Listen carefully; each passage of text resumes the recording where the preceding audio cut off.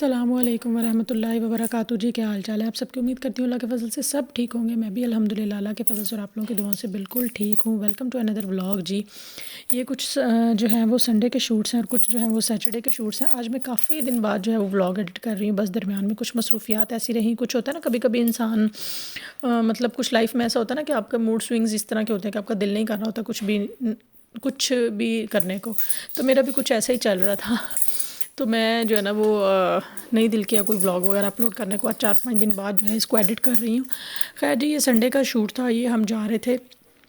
کہیں پہ باہر، تو یہاں پہ یہ کچھ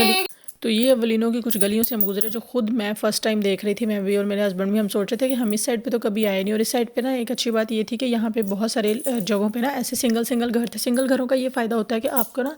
پرائیویسی مل جاتی ہے، لائک فلیٹ سسٹم میں اتنا ہی بڑی ٹینشن ہوتی ہے شام کو 8 بجے کے بعد مشین نہیں چلانی۔ میں جس بلڈنگ میں اس میں تو بہت ہے، بچہ زور سے بھاگے نا جی، نیچے والے ڈسٹرب ہو رہے ہیں جن کا نیچے فلیٹ ہے، تو یہ بڑا مسئلہ ہوتا ہے۔ اکثر پھر فیملیز یہاں آ کے نا کرتی ہیں کہ جی گراؤنڈ فلور پہ جو ہے نا وہ ان کو مل جائے، تو یہاں پہ یہ بڑا سین ہے۔ خیر جی، سب سے پہلے آپ لوگ چینل کو سبسکرائب کر لیں، جس کسی نے ابھی تک چینل کو سبسکرائب نہیں کیا چینل کو سبسکرائب کریں اور بیل آئیکن کو پریس کریں تاکہ میری آنے والی ساری ویڈیوز فٹافٹ آپ لوگوں تک پہنچتی رہیں۔ اور ویڈیو کو یار لائک اور شیئر ضرور کیا کرو اور پیارا سا کامنٹ کیا کرو۔ خیر ہم یہاں پہ آئے تھے ایک پاکستانی ریسٹورنٹ، ہم نے سوچا کہ کافی دن ہو گیا اس کو ٹرائی نہیں کیا تو اس کو ٹرائی کرتے ہیں، کیونکہ یہاں پہ حلال فوڈ کا بہت مسئلہ۔ اور پھر آپ جو دیسی لوگ ہوتے ہیں نا، ہم جیسے جن کو زیادہ دیسی کھانا پسند ہوتا ہے، یہ پیزا وغیرہ یہ چیزیں نہیں پسند ہوتی، وہ پھر ایسی جگہ ہی نا ہنٹ کرتے ہیں۔ جب آپ باہر آتے ہو نا، سب سے بڑا مسئلہ یہی ہوتا ہے کہ جو ہے نا وہ حلال فوڈ مل جائے۔ تو خیر وہ ریسٹورنٹ ہو چکا تھا بند، تو ہم نے سوچا کہ چلو اب دوسری جگہ ٹرائی کرتے ہیں، کیونکہ بچہ نا ساتھ کبھی کبھار اسے کریونگز ہوتی ہیں۔ ویسے تو اتنا جنک فوڈ وہ لائک نہیں کرتا، لیکن کبھی کبھار کریونگ ہوتی ہے، تو پھر ہم نے سوچا کہ چلو دوسری جگہ چلتے ہیں، ایک اور نیا اوپن ہوا تو اس کا ٹرائی کرتے ہیں۔ خیر جی، جب ہم فلیٹ سے گزر رہے تھے نا تو مجھے اتنے اچھے فلیٹس لگے تھے، اتنے اچھے جو سنگل فلیٹس ہیں نا، مجھے ہمیشہ بڑے فیسینیٹنگ لگتے ہیں، مجھے بڑے اچھے لگتے ہیں، کیونکہ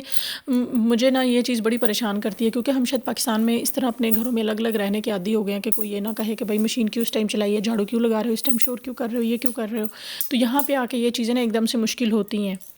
اب یہ بہت سارے لوگوں کے ذہن میں سوال آتا ہے کہ سنگل گھر جو ہیں ان کا کرایہ کتنا ہوتا ہے، یا جو فلیٹ والے گھر کتنا ہوتے ہیں، تو یا پھر لوگوں کا ہوتا ہے کہ اٹلی کا جو لیونگ کاسٹ ہے وہ کتنا ہوتا ہے۔ تو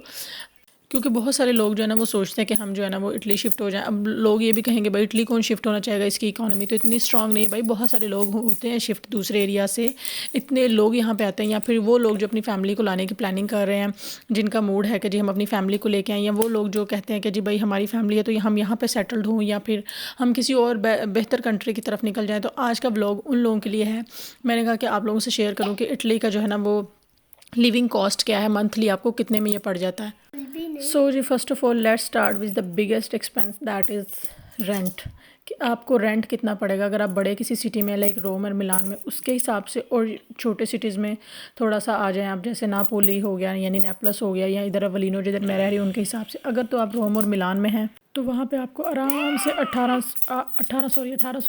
سے 1200 یورو 1 بیڈ روم اپارٹمنٹ، یا زیادہ سے زیادہ ایک ساتھ چھوٹا بیڈ روم اسٹور ٹائپ ہوگا وہ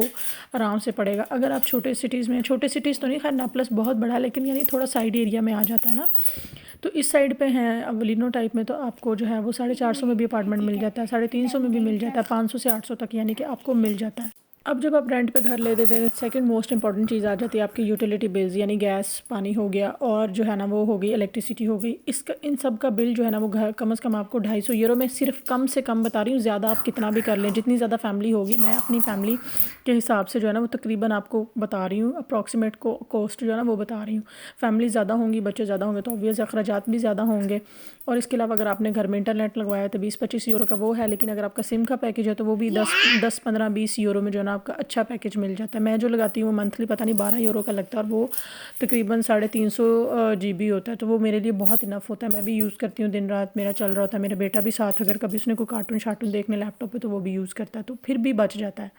اس کے بعد آ جاتا ہے جی ٹرانسپورٹ، اگر آپ پبلک ٹرانسپورٹ یوز کریں تو اس کے اوبویس کارڈ بنتے ہیں، ڈفرینٹ کارڈ ہیں، ایک سٹی سے دوسرے سٹی ٹریول کرنا ہے، ود ان سٹی کرنا ہے تو وہ 35 to 55 یا 85 یورو کا بھی کارڈ بنتا ہے۔ جیسے میرے ہسبینڈ یہاں سے نیپلس جاتے ہیں تو ان کا جو ہے وہ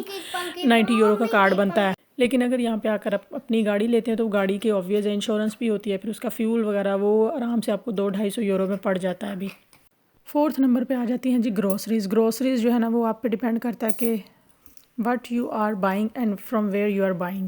کیونکہ یہاں پہ ڈفرینٹ اسٹورس کے ڈفرینٹ پرائس ہوتے ہیں. میرا خیال ہے 200-300 یورو جو ہے نا آپ کا سیدھا گروسریز میں چلا جاتا ہے. اچھا، اب یہ میں نے بات کیوں کی کہ آپ کیا خرید رہے ہیں، کہاں سے خرید رہے ہیں، کیونکہ جو لوکل مارکیٹ ہے نا وہ تھوڑی سی چیپر ہوتی ہیں، مطلب سستی ہوتی ہیں دین سپر مارکیٹ سے نا. سب سے پہلے جی میں نے رینٹ کی بات کی، پھر الیکٹریسٹی کے بل کی بات کی، پھر گروسری کی بات کی، پھر ٹرانسپورٹیشن 4 چیزیں ہوگی. 5ویں چیز آ جاتی ہے جی موبائل ڈیٹا. وہ میں نے آپ کو آلریڈی بتا دیا کہ اگر آپ کے گھر پہ نیٹ نہیں ہے تو وہ 10-15 یورو میں اچھا پیکیج آپ کا چل جاتا ہے. اس کے بعد آ جاتی ہے جی آپ کی جو ہے وہ ایکسٹراز کی بات کہ کبھی آپ کا باہر سے کھانے کو دل کر رہا ہے، مووی کرنے کو دل کر رہا ہے، باہر آؤٹنگ پہ جانے کو دل کر رہا ہے، تو وہ آپ 200 یورو کا الگ سے ایکسپینس رکھیں. کہ اگر تو آپ اکیلے ہیں تو پھر تو وہ کہتے ہیں نا دل پہ کنٹرول کرنا بہت آسان ہو جاتا ہے کہ یار بندہ مار لیتا ہے، یار اتنی محنت کر رہے ہیں کیا فضول خرچہ کرنا ہے. لیکن اگر بچے ساتھ ہیں تو پھر تو بالکل آپ کنٹرول نہیں کر سکتے کہ بچوں کو آؤٹنگ چاہیے ہی ہوتی ہے.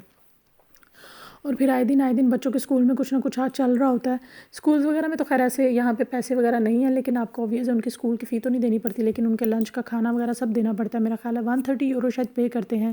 کیونکہ میرے بیٹے کا بھی نہیں چل رہا اسکول کا جو ہے وہ لنچ وغیرہ وہ گھر سے ہی لے کے جاتا ہے، کیونکہ وہ جاتا ہی 3-4 گھنٹے کے لیے، تو اس لیے مجھے اس کا آئیڈیا نہیں ہے. سو اگر تو آپ اٹلی میں شفٹ ہونے کی سوچ رہے ہیں تو لیونگ کاسٹ جو ہے نا وہ اسمال سٹیز میں تو شاید آپ کا 1100-1200 یورو میں گزارا ہو جاتا ہے، لیکن جو بڑے سٹی ہے نا وہاں پہ 2000 یورو بھی کم پڑتا ہے، کیونکہ وہاں پہ اگر 800-1200 یورو میں آپ رینٹ پہ مکان ہی لے لیں گے تو باقی آپ سوچ لیں بات کہاں جا کے پہنچتی ہے. ہاں جب یہاں پہ سجور وغیرہ مل جائے، سارا کچھ ہو جائے، پھر اگر آپ کے 2-4 بچے ہیں یا 2-3 بچے ہیں تو ان کا خرچہ وغیرہ گورنمنٹ دیتی ہے. تو یہ ساری چیزیں جو ہے نا مینیج کرنا مجھے لگتا ہے کہ سب کو پتہ ہونا چاہیے کہ اگر آپ اٹلی شفٹ ہونا چاہتے ہیں، یہاں رہنا چاہتے ہیں، کہ یہاں پہ کاسٹ آف لیونگ کتنا ہے. ہاں اس کا فائدہ ایک یہ ہے کہ جس طرح جرمنی میں ہر چیز مہنگی ہے نا، لائک وہاں پہ مارشے وغیرہ نہیں ہوتا، یہاں پہ مارشے ہوتے ہیں، آپ کپڑے بھی وہاں سے لے سکتے ہیں، سبزیاں فروٹس کچھ نہ کچھ یہاں پہ چل رہا ہوتا ہے. تو یہ چیزیں جو ہے نا وہ آپ کو، اور یہ ہر سٹی میں اٹلی کے، چاہے آپ بڑے شہروں میں چلے جائیں چاہے چھوٹے شہروں میں چلے جائیں، ہر سٹی میں مارشز وغیرہ ہوتے ہیں جو کہ آپ کو یہ فیسلٹی ہو جاتی ہے کہ آپ چیزیں جو ہے نا وہ آرام سے بائی کر سکتے ہیں یہاں سے جا کر. ضروری نہیں ہوتا کہ آپ مالز میں جائیں یا سپر مارکیٹس میں جائیں تو وہیں سے چیزیں لیں. جیسے کہ یہ دیکھیں، یہ صرف میرا صفائی کا سامان ہے جو کہ 1 مہینے کا ہے، اور یہ ہی ہمیں 30 یورو میں پڑا ہے، صرف صفائی کا سامان. تو باقی آپ سوچ لیں کہ باقی خرچے جو ہیں وہ ایک الگ سے ہیں. ہوپفلی جی اس بلاگ سے بہت سارے لوگوں کو ہیلپ ہو گئی ہوگی نہیں ہوگی جب بلاگ دیکھیں گے. جو لوگ یہاں پہ شفٹ ہونا چاہتے ہیں، سوچ رہے ہیں کہ کس شہر میں جائیں، کہاں پہ رکھیں فیملیز کو، تو یہ ساری چیزیں آپ لوگوں نے دیکھنی ہے. سارا ورک پروسیس جو ہے، پیپرز کا، ڈاکیومنٹس کا، ہر چیز آپ لوگوں نے دیکھنی ہے. فیملیز کو لانے سے پہلے یہ ساری چیزیں جو ہیں وہ دیکھی جاتی ہیں.